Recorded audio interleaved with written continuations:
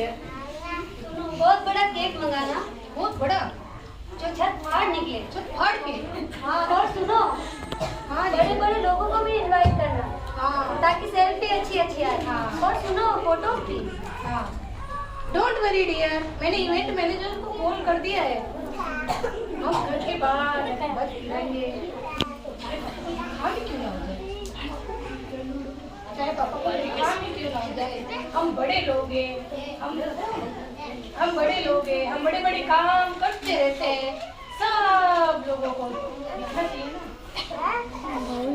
सुनो, हम पुराने अखबार से घर को सजाएंगे और पड़ोसियों से मांगकर लाइटें भी लेकर आकर अपने घर को पूरा सजा देंगे और बेहद खर्च नहीं करना। हाँ सही कहा आपने। आपको पता है, मैंने ना सुना है कि पड़ोस में भंडार भी लगा है। हम वहाँ से बहुत सारा खाना भी लेके आएंगे और सबको खाना खिलाएंगे। और जब पापा जी ये सब देखेंगे तो वो बहुत खुश हो जाएंगे कि हमारे बेटे ऐसा बड़ा काम करते कि सबको खाना भी खिलाते हैं और पैसे भी खर्च नहीं करते, और फिर वो अपनी वसीयत हमारे नाम कर देंगे। ये हुई ना बात।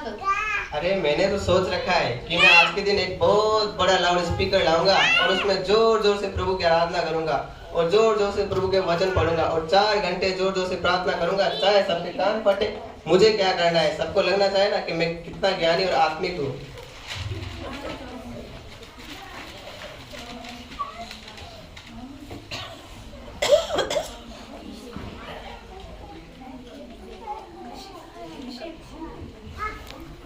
तभी उसी समय एक बच्चा उनके पास आता है।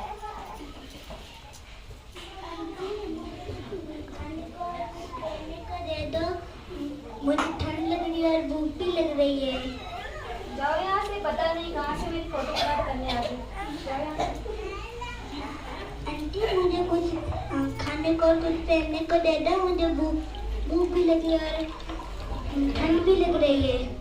अरे मैं कहाँ से तुझे खाने को और पहनने को दूँ? मेरे पास तो उतना ही है जितना मैं खा सकूँ और पहन सकूँ। मेरे पास ज्यादा नहीं है। अगर मैं तुझे दूंगी तो मेरा एक कम हो जाएगा और मैं ऐसा नहीं कर सकती। तू कहीं और जा, किसी और से मांग, मेरे पास नहीं है। पता नहीं कहाँ कहाँ से आ जाते हैं। भैया, मुझे कुछ खाने को और कुछ पहनने को दे दो, मुझे भूख भी लगी है और ठंड भी लग रही है।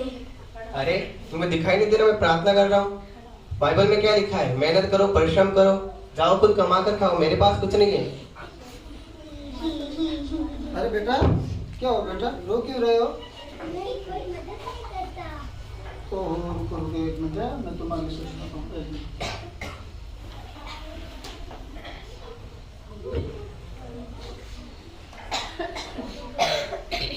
ये लो बेटा, ये खा लेना और ये तुम्हें ठंड से बचाएगा। टपना है, रोना मत, आराम से।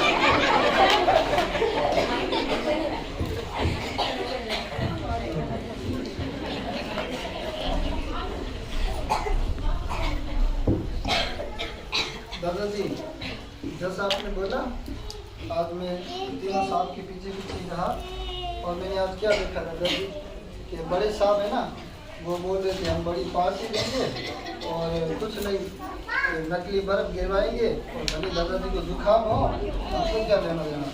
और छोटे साहब भी बोल रहे थे दादाजी कि हम नकली पुराने अखबारों से घर को सजाएंगे और फालतू का पैसा नहीं खर्च करेंगे। और छोटे साहब को तो आप जानते हो वो कितने ज्ञानी हैं, बोल रहे थे 4 घंटा लाउड स्पीकर प्रार्थना करेंगे और बस उनको तो सिर्फ दिखावे से मतलब है, कोई बड़ा काम नहीं किया उन्होंने। और मैं आज दादाजी बहुत दुखी हुआ। क्या हुआ, एक छोटा सा बच्चा है उनके पास, उसको बेचारे को भूख लगी थी, कपड़े भी नहीं थे, ठंड लग रही थी, बहुत परेशान था, तो उनमें से किसी ने उनकी मदद नहीं की। क्या तूने उस बच्चे की मदद की? हाँ दादाजी, कुछ थोड़ा बहुत था मेरे पास, पुराने कपड़े उसको दिए और उसको थोड़ा खाने को भी दिया। अब तो मेरे दादाजी आप प्रभु से यही प्रार्थना है तो आपको हिम्मत दे कि आप सही फैसला कर सकते कि आप वसीयत किसके नाम करेंगे। हाँ रामू, मैंने तय कर लिया है, मुझे अपनी वसीयत किसको देनी है। जो आ रहे हैं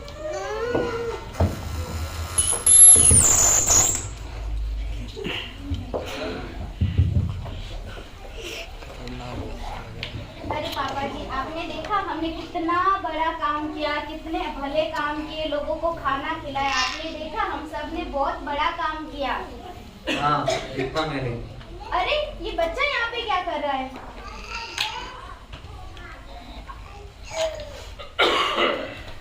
ये बच्चे को मैंने तुम सबके पास तुम्हारी परीक्षा लेने के लिए तुम्हारे पास भेजा था, लेकिन तुम में से कोई भी परीक्षा में खरा नहीं उतरा। तुम सबके काम मैले चिथड़े कपड़ों के समान थे। पर पापा, मैंने तो आज धर्म का काम किया है। मैंने तो आज पूरा दिन प्रभु की आराधना, वचन और उनकी सेवा में बिताया है। वो सब सिर्फ लोगों को दिखाने के लिए दिखावा था। वो कैसे पापा? रामू, जरा मत्ती का 25 का 35 से 40 तक पढ़ना।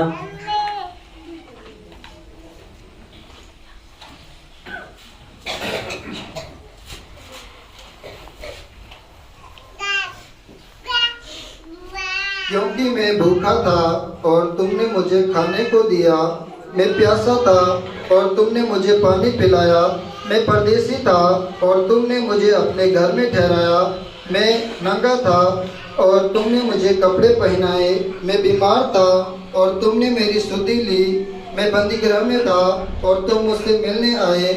तब धर्मी उसको उत्तर देंगे, हे प्रभु, हमने कब तुझे भूखा देखा और खिलाया, या कब प्यासा देखा और पानी पिलाया?